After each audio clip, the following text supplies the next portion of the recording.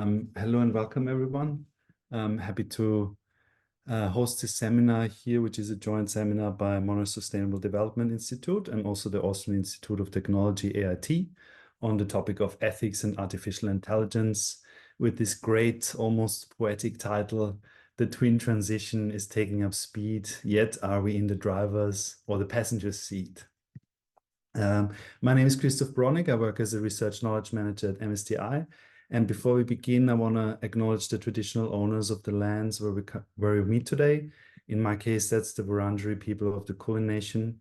And I want to pay my respects to their elders, past, present, and emerging.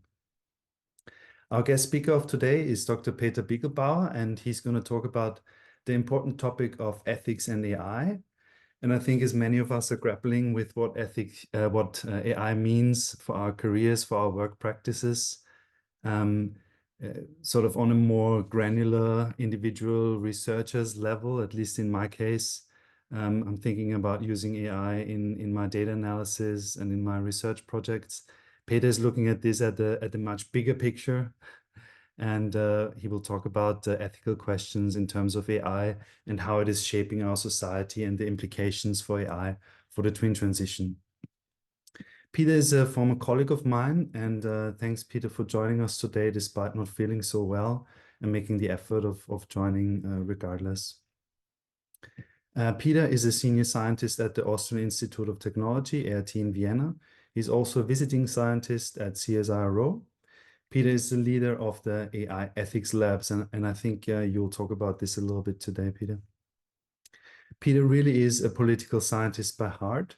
He's got degrees in political science from the University of Innsbruck, from the University of Vienna, but also from MIT and Cambridge University, with over 100 published articles and book chapters on policy analysis, policy evaluation, policy learning, and responsible research and innovation, and probably many other topics as well in high-impact academic journals.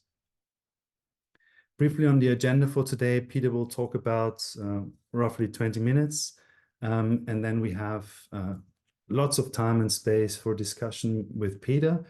We have a brief intervention by Professor Chris Marston, if he's here today, Professor of Artificial Intelligence, Technology and Law at Monash University, who will provide some brief reflections on Peter's presentation. And then, as I said, lots of time to talk with Peter about his work and what Monash is doing in that space.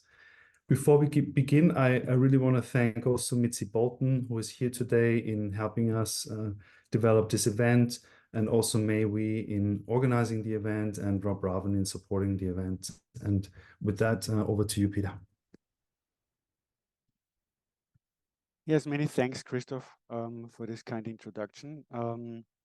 You will see me every now and then switching off my microphone and making a short pause. This is when I'm coughing and not trying not to destroy your ears or your hearing abilities. So please bear with me. Otherwise, I hope I have some slides you can look at whilst I'm doing the coughing thing. Talking of which, I will start to share as of now.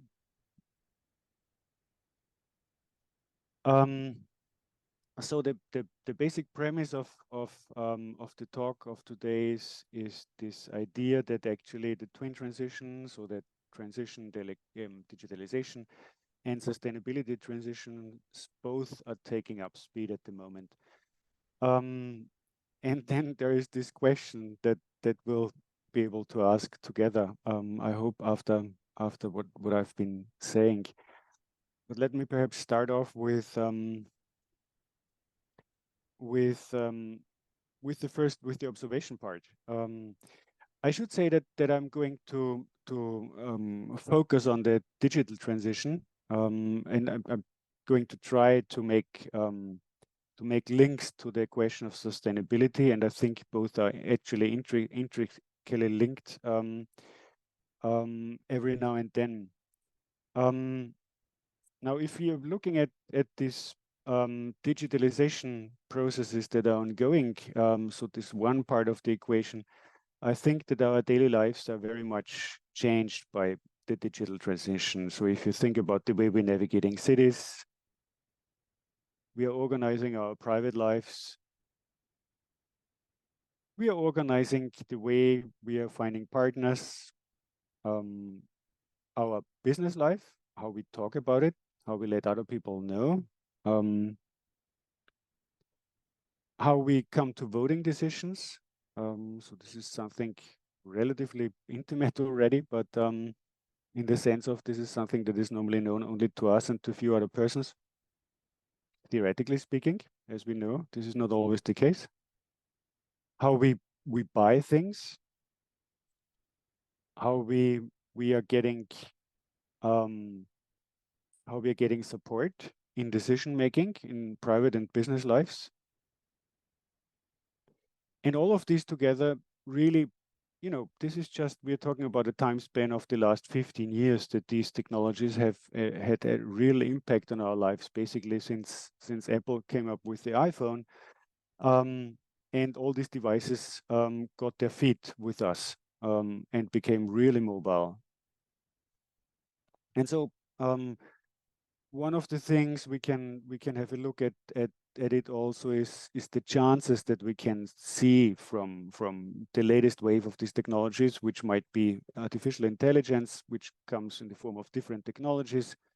As we know, the latest of which would be generative AI, but only the latest, not necessarily the most powerful one. So this has an impact on our on medicine, as you can see here, on technology, on safety and mobility. It has an impact on sustainability, because AI has promises, at least, that we could be more efficient in the ways we are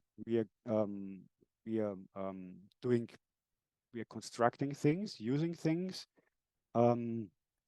less resource intensive in our industrial processes.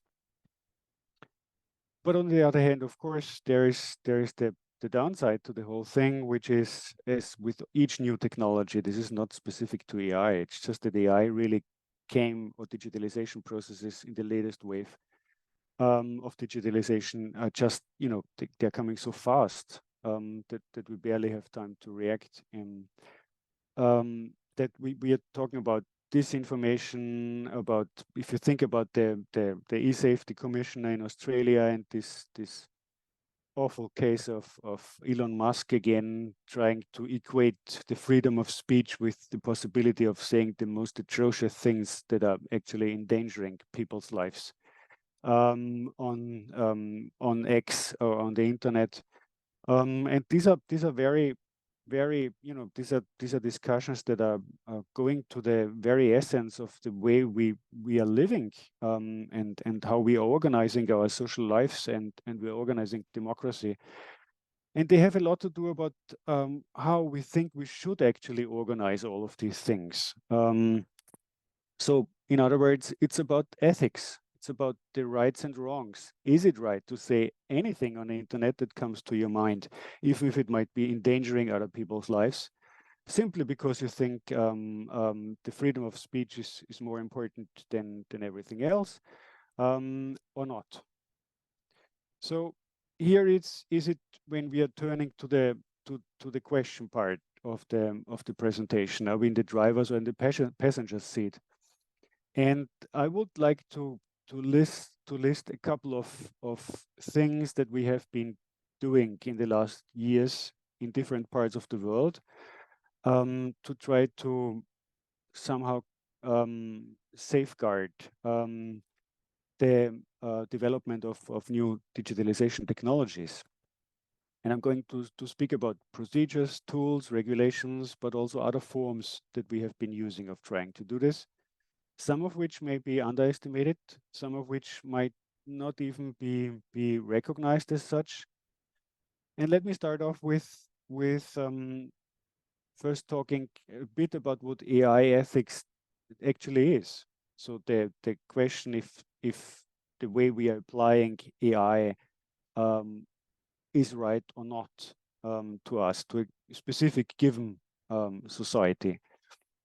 And when we are asking these questions, normally what we're talking about is human rights, it's privacy, it's transparency, accountability, discrimination, bias detection. These are the questions that we are normally discussing.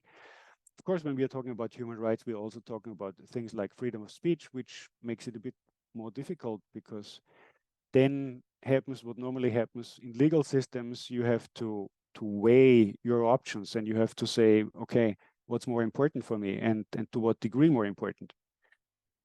And that happens also with ethical questions all the time. This is also why it's so difficult to actually automatize them. Which is not to say that you can't. It's just it's difficult, and I would contend that it's difficult to automatize all of them. So the question then is how do you create ethically designed software for beneficial outcomes for society, which incidentally is also the question that forms the mission statement of the AIT AI Ethics Lab, which I'm coordinating. And all of this is based on principles. And here to the right, you can see the most important one, which have been listed in a review of AI guidelines a couple of years ago by Chauvin. And I think they basically hold until the present day.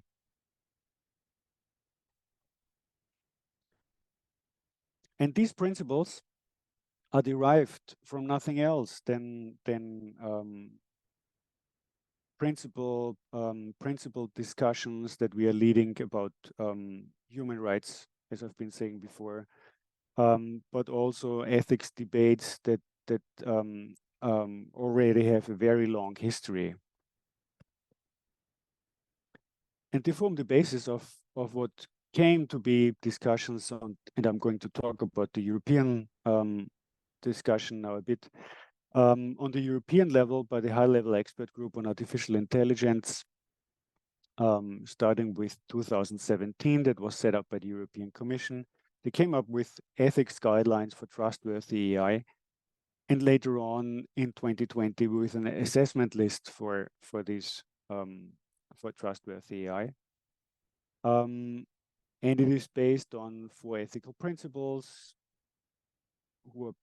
which have been part of the list you have been seeing before. In essence, a number of requirements that are important and ways how to assess actually trustworthy AI. So AI systems and AI applications, assessing them in a way so as to ascertain that they are ethically acceptable to the European discourse that has been set by this expert group. It actually was set up in a very mixed way by people from science, industry, civil society, and politics. And these discussions in Europe are directly mirrored in things we are doing right now. For example, in research, you might know that there are framework research programs that are around 5 years long normally in Europe, and that are quite large. The active framework program Horizon Europe now is around 100 billion euro, which is about 130 billion Australian dollars. So it's quite a big one, obviously for 27 states, plus those states that have been paying in, like the UK and Switzerland and others. But what's important about this for this discussion is that exactly the same debate and the same principles and questions that have been raised by the high-level expert group and that are going back a much longer way. They didn't invent it actually. They have to they form the basis for the question if the European Union actually in this framework program would fund AI development.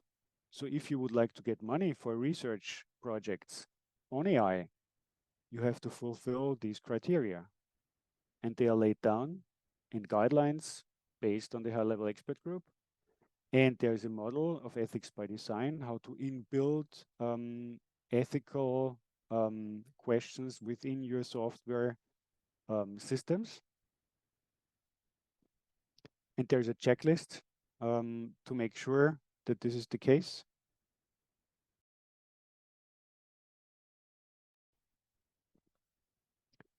And so what I'm saying is this is being taken serious. This European discourse that has been ongoing now for more than 7 years in a formal way came to decisions or came to results that actually have a direct impact. And in a minute, I'm going to talk about the European AI Act that is going to be passed by the European Parliament in the following days in its final version. And it is also based on the same kind of discourse, and you will find the same kind of principles and same kind of ideas embedded in there. But before I do that, I would like to point to something else, which is there's also something like industry standards, which have been produced by several international organizations, for example, the IEEE, which is the largest professional standard setting organization in the world on electrical engineers and electronical engineers institute, IEEE, standing for, and they have a whole series of standards in which they're talking about the principles again, in a way, but in a way so that you can apply them. Although in difficult ways, because each of these standards are actually quite thick, and some of them really have hundreds of pages. But the idea is to have something of a framework that is non-binding, but that is actually comes from discussions within the community of software engineers. And then there are several in most countries by now, including Australia. Australia actually has checklists for the civil service on the level of several states.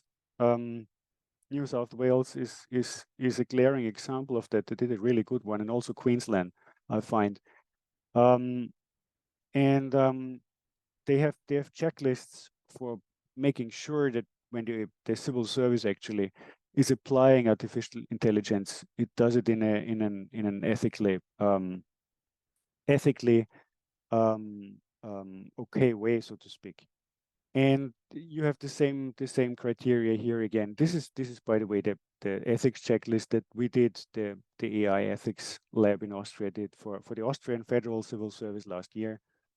And we're going to do a new version of it this year. We have won a tender some 6 weeks ago for this.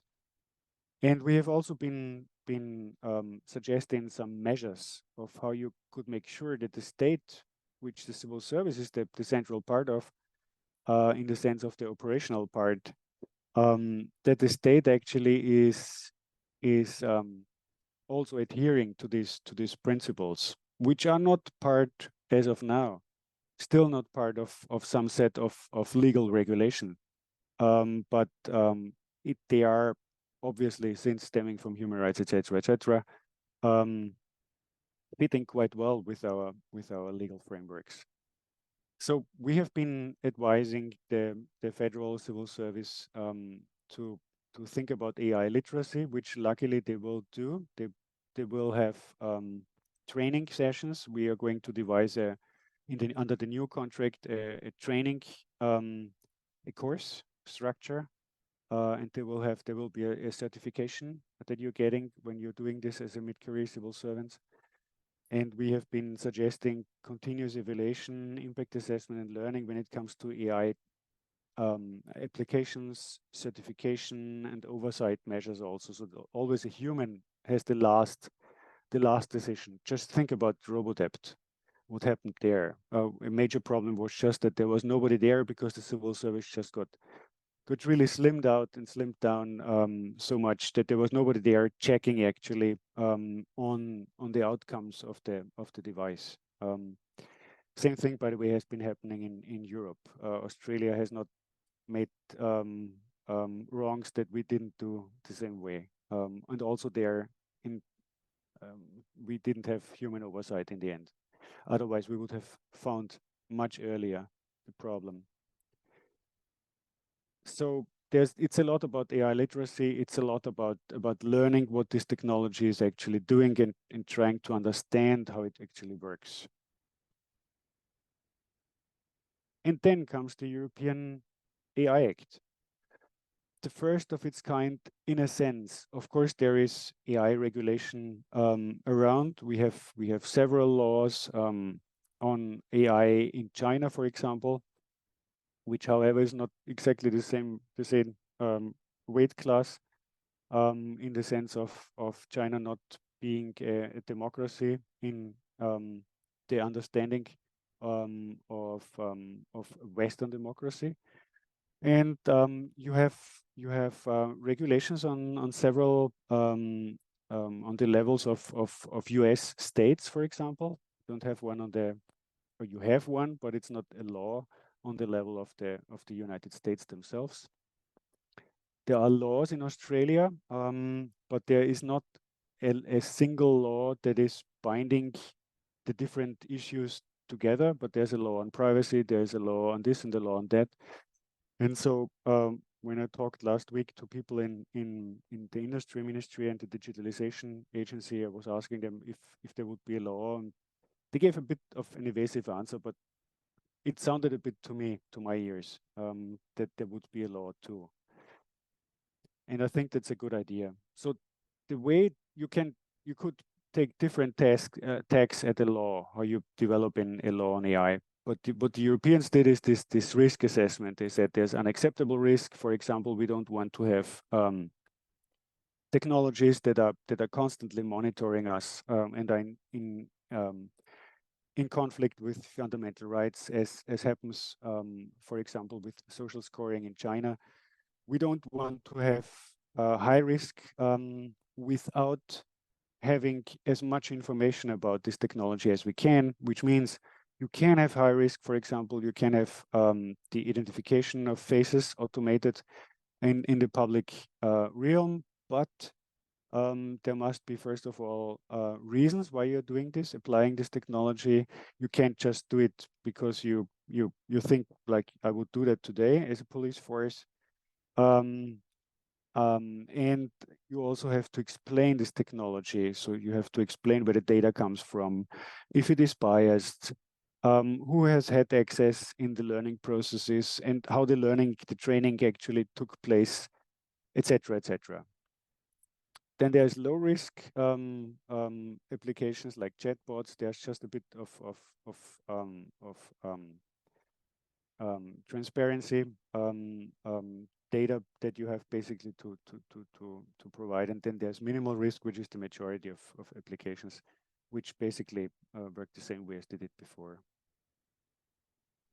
So these are important issues, how we could get a grip on the digital transformation that is actually really going ahead in at ultrasonic speed at the very moment.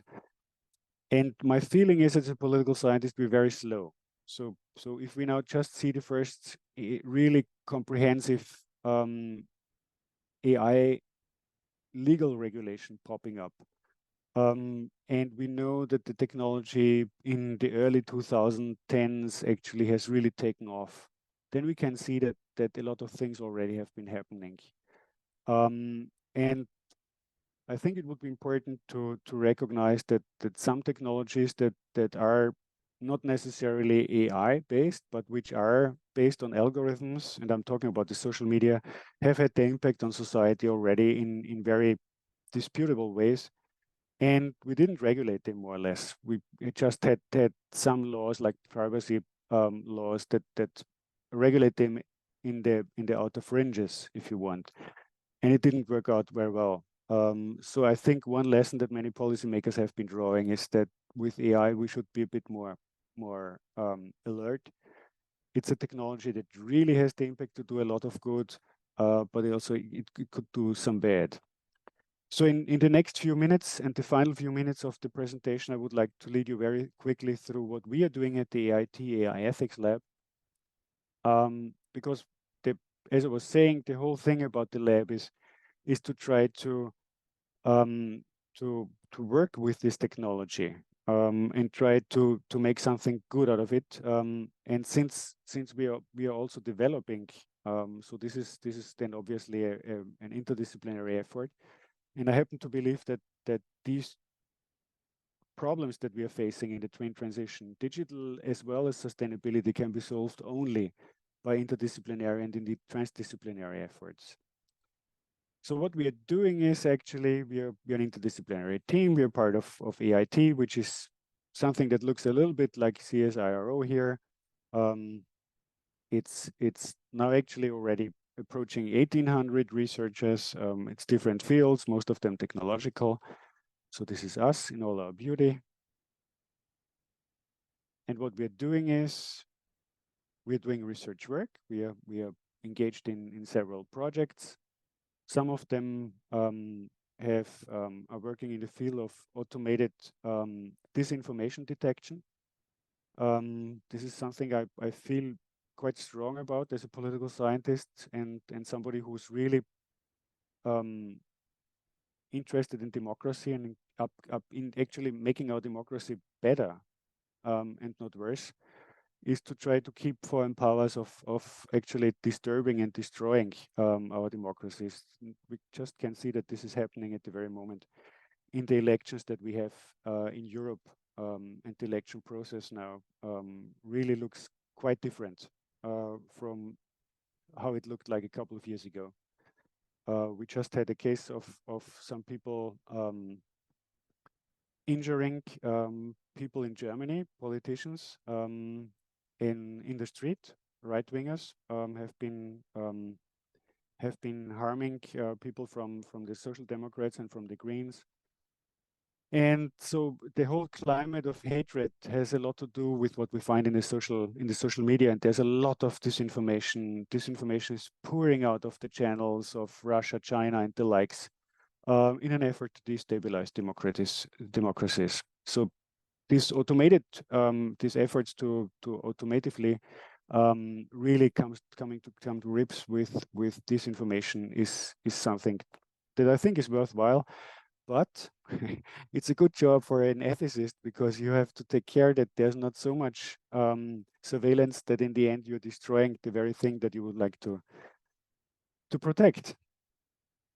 So this was the European project that the lab was actually built up on, a project in which 7 different countries took part and 8 different organizations, from research performing and research funding organizations. And we're doing also ethics advice. So we are trying to talk to organizations. We are working in our own organization. We are going to build an AIT AI ethics board. We now have a task force and a sounding board. There's an AI push with AIT. We've just been forming all of these organizational subunits. And we're also talking with consortia that are grappling with ethical questions. And we are consulting on the policy level. I think until now, this was the most important part of what we have been doing. In the first 3 years, we have been working with several Austrian federal ministries. For the Ministry of Public Administration, for example, we did these practical guidelines that you can see here, the cover of, and we're working on this curriculum I was talking about. We had a workshop series with them, and we tried to bring them together with people from research, but also NGOs on ethical AI, which we thought was really interesting. And yes, and we're working together also with other ministries. And we are engaged in this training exercise. I've been talking about the Federal Public Administration Academy, this training course that we are devising, but we also have been trying out courses of very different sizes and foci with different other people. That on the right, by the way, is the building of the Austrian Federal Public Administration Academy. A grandiose building that was built by T-Mobile, who moved out then and left at least a good part of it to the academy. I haven't been in there. I'm looking forward to coming in there for the first time in fall. And we're doing awareness creation, which is not very surprising, I think. I have a relatively active LinkedIn account, so if you like to link up, I'm all there. And I would like to end with thanking you for your interest. And in case the slides are shared, you will find the QR codes for the web page and a YouTube video, a short one, and my email address. Thank you very much, Peter. Much appreciated. Thanks for your presentation. We now have around 27 minutes for discussion with Peter and for reflections from your side. So I saw, Kian, you've posted a question in the chat. But I was wondering if you do briefly want to, if you're still here, I can't see if you, here you are. If you just want to pose that question directly to Peter and then the invite to everyone else to ask your questions to Peter. Thank you very much, Peter, for really insightful presentations. A lot of information, I think that's very helpful. For my side, I have tried to work with AI and also consider ethics to be very important aspect and should be come first before doing any works with AI. So my question is, in terms of AI architecture, if you import any data, whether data from your research or from your participants, would these data be disclosed to other users in their conversations? We have the default option that we can turn off data for training, but what if we don't turn that off for training? So will AI disclose those information to future users? Thank you very much. That is a very good question. That I'm not at I don't have technical knowledge other than at a very superficial level. But I've seen these discussions ongoing about generative AI, where they're most pertinent because we are all using MS Teams, and MS Teams is doing this automatic, etc., and we're using ChatGPT, and we're uploading data on ChatGPT. So so at the moment, as long as it is still seems to be possible to get the training data that they have been using out of the machines in the end, even if it takes some effort and time. So what we are doing and what we are also saying to the civil servants is, if anything might be faintly touchy, might be faintly problematic in the sense of disclosing things about people you do not want to be public, just don't upload it. It might be training data. It will be training data. Even if they say it might not be training data, honestly, I don't have enough trust on the hyperscalers because we have seen in the past already that they have been saying, oh no, rest assured, if you just say you don't want us to use it, we won't use this data. And then time and again, data have been turning up when people have been tinkering around with systems. So I think that in the Australian Public Service, I have seen a document where they have seen in last November, the Digital Transformation Agency has been producing guidelines for the public servants. And they had these 2 golden rules at the beginning. And the golden rule number 1 is, if you think it is faintly touchy, just don't upload.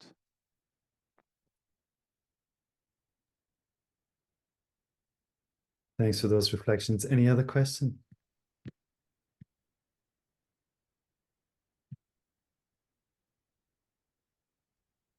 I had one, if that's okay. Yeah. Hi there. Hi, Peter. It's just more about like how are we planning to regulate, things that are happening. There are already people using, AI image generation for scamming people. For instance, in like crochet patterns, they often get a generated image of something that's impossible to make and are just selling a rubbish pattern. How can we be sure that what we're seeing is a real thing, and how can we tell people? I think that's a very important question, and a lot of concern at the moment goes into that direction, because if you think about political decisions, which is always one of the things I'm thinking first, then it is so difficult if you have, you know, with all these conspiracy theories, and now you will have, or you have already, these small snippets from politicians who are saying phony things, which they of course never said. But you have the means with LMs to create these small snippets already. So one of the things is that the European AI Act is calling for one thing, when something has been created by an AI system or application, there has to be a sign which is saying this has been created by an AI system or application. Full stop. There is no exemption. This is mandatory. Now the question is, if everybody will always keep to that, then the answer probably is no, they won't. So it will be interesting. There have been a number of different advances, and also the big firms in California have been trying to work on that with watermarks and with all kinds of other things, all of which, to me, as a sort of layperson on a technical level, do not seem to work as I understand it at the very moment. But they're working on it in principle. We'll see. There will be. I'm sure if something is being churned out by the channels of Russia and of China, they will not have the stamp, this is created by an AI machine. But we'll have to find ways of somehow making sure, or we just don't trust anymore, which already we are doing right now with all the side effects that we can see. You can't trust your news sources anymore, you can't trust anyone, only your best, gatekeeper theory from the 1950s, only your husband or your wife and your family and your best friends and your doctor and your lawyer or something like this. So this is crazy. This would be destroying our societies. Are we expecting something like the GDPR, which, I know was the European Union specifically, but really rocked, like all the countries had to get on board in case they had Europeans accessing their stuff. We're expecting something like that to just sort of head around the world and just everyone's expected to now do this? Many people believe that the European AI Act will have a similar effect, simply because the European Union is large enough to create an effect like that. We'll see if it happens. My feeling is that in the Australian government, this turn towards, before, I thought that before they were a bit more skeptical about having a law on AI, but this slight turn towards, well, perhaps we should have actually a real law, and not just a number of laws which are also touching upon AI. I think it has to do with the AI Act being passed. And the fact that the United States, that they now have this executive order since last October by the Biden administration, which actually is quite far-reaching. It's not a law, but it is an assemblage of different measures. And for the United States, this has been a major stepping stone. So this is really a lot already that they're asking there. And I think it also has to do with the fact that by then it was pretty clear there would be something coming from Europe, and we will have to react in one or another way. Thank you, Peter. That's my things. Great talk, by the way. I was just wondering, maybe that's not so much a question for you, Peter, but obviously you're invited for reflections as well. But to everyone here in the room, picking up on what Kian said, what that means for us in terms of data analysis, I guess that was his question. But then also what Jody said in terms of what that means for us in verifying information. I feel like there is AI literacy required, and I think you've mentioned that. But I wonder who does that work at the university level for us as researchers. I think your examples had a lot to do with translating principles into almost checkbox exercises that you can then use. I feel like as researchers, it's almost up to us to figure out what that means and to navigate that space. And I don't know if maybe that's okay, but I wonder who is actually responsible for that? Who do you think all of us in the room should do that? Who is doing that at Monash? Maybe I'm just not seeing it. But yeah, I was wondering if you had any reflections on that.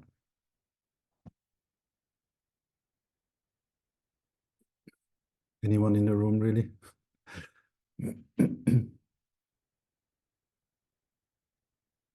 I'm certainly not familiar with anything. Well, we certainly get enough pushes about you need to do this training on cyber this and cyber that, so maybe it could become a component of that training, but I don't know who's taking the charge and ensuring that it is. And I guess that kind of, to take the talking stick, that kind of flows into a question that I have a little bit, which touches on some of the things Jody was talking to. With you talked about risk-based regulation and how we regulate it, and you touched on a kind of suite of things that are coming up. Regulation is often criticised as always being on the back foot. So we're very reactive. Something happens and then we go, oh, well, what can we do? Oh, we'll put watermarks.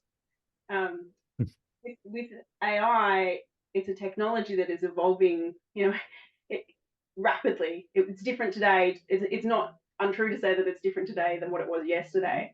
So I'm wondering if you have any reflections on what kind of regulation at a kind of a high level we need for something that is moving so fast, or perhaps if there are examples of where we've previously regulated things that have seemed like they were moving fast, or even if regulation is even the answer, perhaps we need to adopt a different mindset and come up with some other mechanism to ensure that we're getting outcomes that we desire.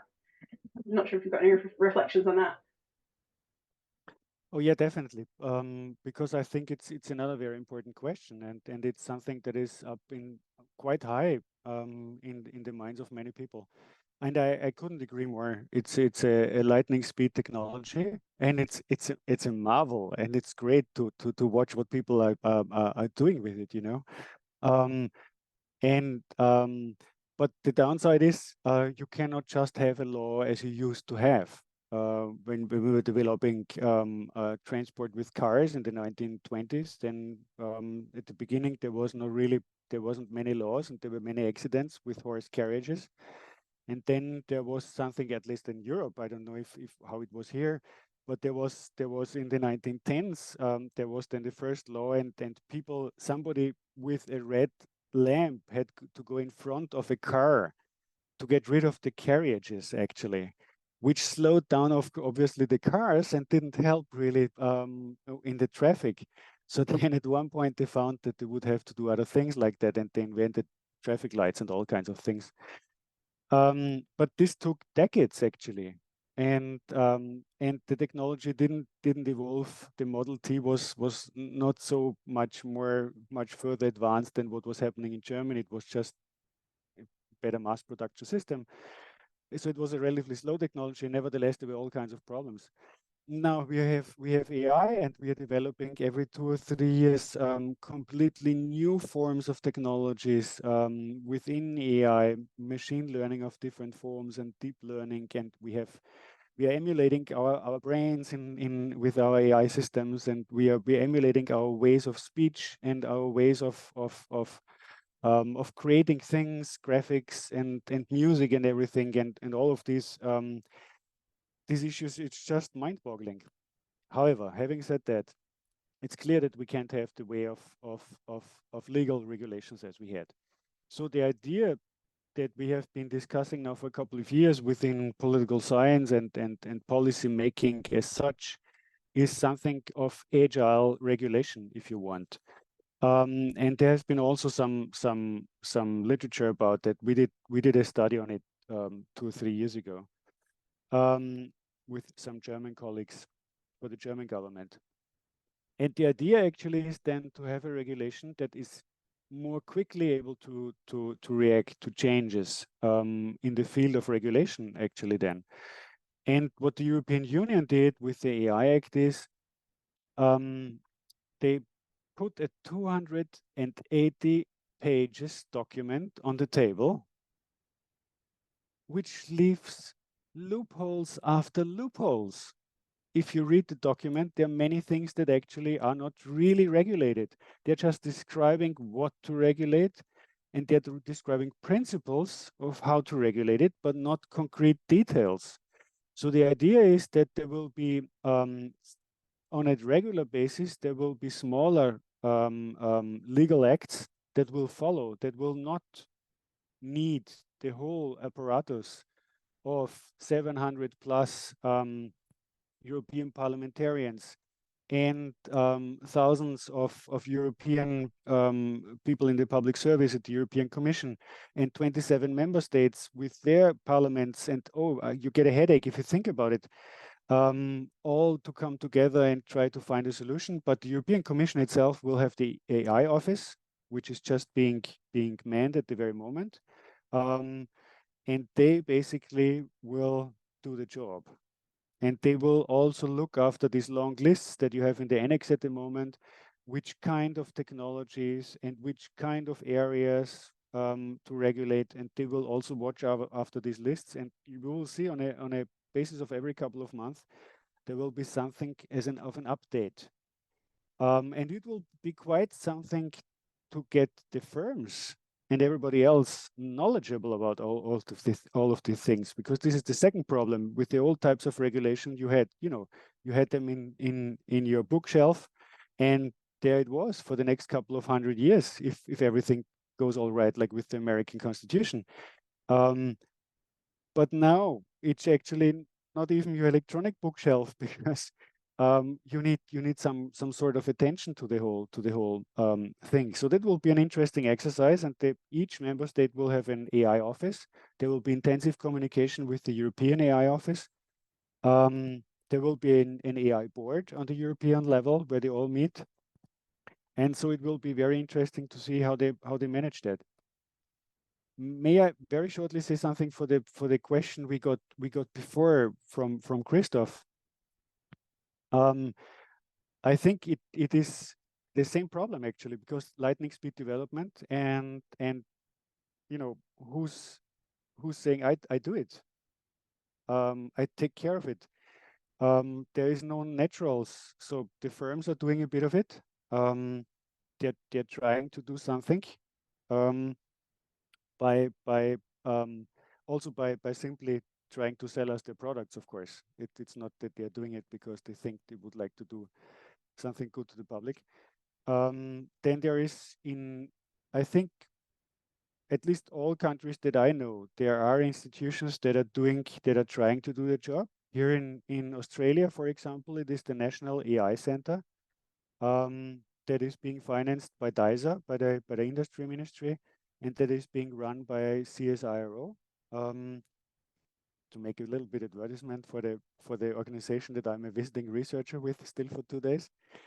And they have, for example, a course for the general public. That is quite nice. I've been looking into it. I mean, it's for the general public, so you don't expect afterwards to be able to do Python programming or something, but you get an idea of how the technology actually works. And we have that in Austria. Also, the state has been running series of courses. The organization that is to become our national AI authority is doing that currently in Austria. And I see in each country different people who are trying to do that, and there are NGOs who are doing the job. And who are interested in doing these things, like in the Chaos Computer Club and the Electronic Frontier and things like that. They are doing their own job, but it is within their communities normally. It's not for the broad public. So I see different actors who are trying to live up to this, and it will not be enough. So we will have to have a much more intensive effort at it than we are seeing right now. Thanks, Peter. Rob, you raised your hand. Yes, thanks, Christoph, and thanks, Peter, for a great talk. My question is if you can provide some reflections, if there's anything special or specific about the use of AI more in the context of sustainable development. Particularly thinking, I think I saw some of your slides that there in one of the guidelines, or in the 10 guidelines that you provided, or principles, there was something around sustainable development or sustainability, but I'm just wondering if you can talk a little bit more about that. And particularly, I was thinking whether there's any in the implementation of these guidelines and policy, etc., and regulations, if there's anything around environmental ethics as opposed to human ethics. And obviously, there's quite some debate around, for instance, the sort of the carbon footprint of AI.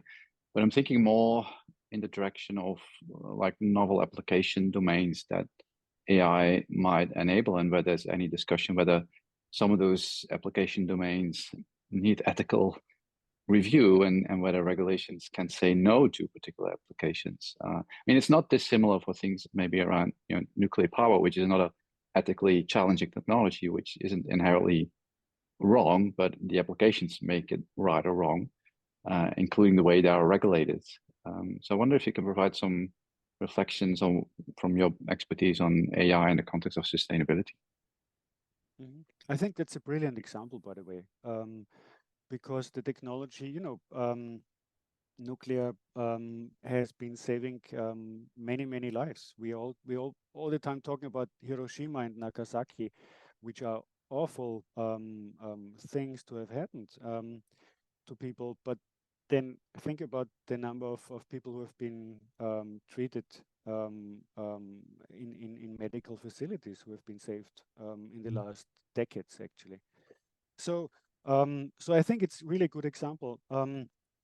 In terms of AI, yes, there's this discussion about the carbon footprint. We also, in the practical guidelines for the Austrian Federal Civil Service, we have a subchapter which is saying, listen, and we have actually a decision tree in which we are asking people, should you actually use AI or even automated decision making support machines?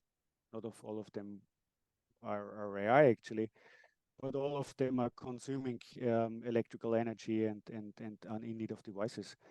And the question begins with, can you solve the problem otherwise, as efficiently?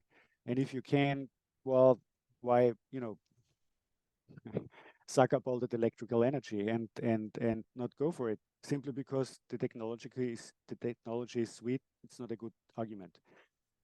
But leaving that aside, this discussion, which is an important one, I think, what comes to my mind, for example, is that I just read in a study that there was the estimation that one prompt to one question to ChatGPT is costing, it's difficult how to measure that and these averages and everything, but it's like 50 times asking Google search. So, and now think how many millions of funny questions ChatGPT is getting each day, like, what will the weather be? Or I don't know, whatever people are asking, which are pretty much senseless, but which are fun. So there is something to be said about that. The ethical questions, they are lurking really in the dark often. So we have this new project in which we are working with 8 different firms in Austria, and the firms are from very large, like Siemens, to quite small. And there's one firm where I thought at first sight, why are they in there? Why in the sample? It's a firm that actually is doing waste management in Vienna. And they have all these trucks running through Vienna, and they're getting the waste in there, and they compress it, and they bring it to the different, recycling facilities and everything. And then they are presenting their case, and they're saying, well, we would like to analyze the waste, automated in an automated way, so that we are saving on the problems later on, which we're having in the facilities when you have this should be organic waste, and all of a sudden you find in there aluminum cans. Now you have to get them out there. How do you do that? That costs you a lot of time and energy. So they are saying, well, the best thing would be if we actually could analyze the waste when we are getting it into the truck. And I'm saying, how you're going to do that? And they say, well, it's easy. You know, we have these cameras in there. And then I'm like, oh my God, because, you know, if you have an apartment building, no problem. But if you have a house with a single family living in it, or even a single person, you know from crime stories how much you can learn from going through waste. Pretty much everything. They know about your financial life, and if you're pregnant or not, or whatever. Tons of problems. So all of a sudden, it's an ethical question, which they did foresee, I should say. They foresaw it. It was they had to explain to me first. But in the application, what I'm saying is, in the application of artificial intelligence, you often have twists and turns where you have to go for ethical questions. This privacy thing is a classic one, that you couldn't foresee at the very first thinking about it. So it is there. There are many promises also in terms of waste, in terms of energy efficiency, in terms of energy production. Think about renewables and what they're doing with our power grids, and what our power grids, how we have to deal with them. So in all of these questions, AI can help. But in many of these questions, actually, we have to think about ethical questions that might not strike us very obvious at the very first look of it. Mm-hmm. Thanks. Can I just quickly respond? I guess that's great, and it's a very good example. I guess I was thinking more about applications where AI is actually enabling environmentally unfriendly, undesirable applications. Let's say for much more efficient and improved and quick use, sort of search for fossil fuels reserves. So, you know, as an example, there I can imagine AI can be very useful. Or another example, one of our students is Sumit Kumar. Is actually looking at the interplay between AI and energy transitions, and he also wants to look at sort of the dark side that AI might enable in energy transitions. And he's looking at patterns and doing patterns analysis. And for some reason, he finds a lot of stuff around the drones. So this could, for instance, be war drones where AI is optimizing energy efficiency of drones, killing people in war zones. So I wonder if the ethical regulations should speak to those kind of aspects as well. Anyway, we're running out of time, but no, very shortly, I think they should, but there is one of the things, the European AI Act, that we are also happy about in Europe, that we have it, is not covering, is the military. There's not a single word about military use in there. They deliberately did not use it because they said, well, they didn't say it, but it is quite clear that this is the reason why they did it. You know, if Russia is not, should we? So it's a dangerous argument, and ethically speaking, it's a very weak argument. But in any case, it's not being regulated. And we just had a conference last week in Vienna where a number of people came together, and also officials from governments, a UN conference, where people have been trying again to revive the efforts to regulate killer robots, lethal automated weapon systems. And you just have the big ones who say no. The United States, China, Russia are not likely to go for it. So the rest is a little bit wavering, and you have, I don't know by now how many it is, but it is dozens of small countries who are all for it, and the big ones are saying, well, you know, if China's not doing, says the United States, China is saying, well, if Russia's not, if the US is not doing it, so we're in an impasse there. Thank you. Thanks, Peter. Thanks for sharing your research with us. Thanks for sharing your knowledge with us and your insights. And thanks for a good discussion, everyone. Shows there's lots of ethical questions that still remain, obviously. I think we should close here. And thanks again to everyone. Thanks to Mitzi for helping prepare this, to Rob and May as well. Thank you.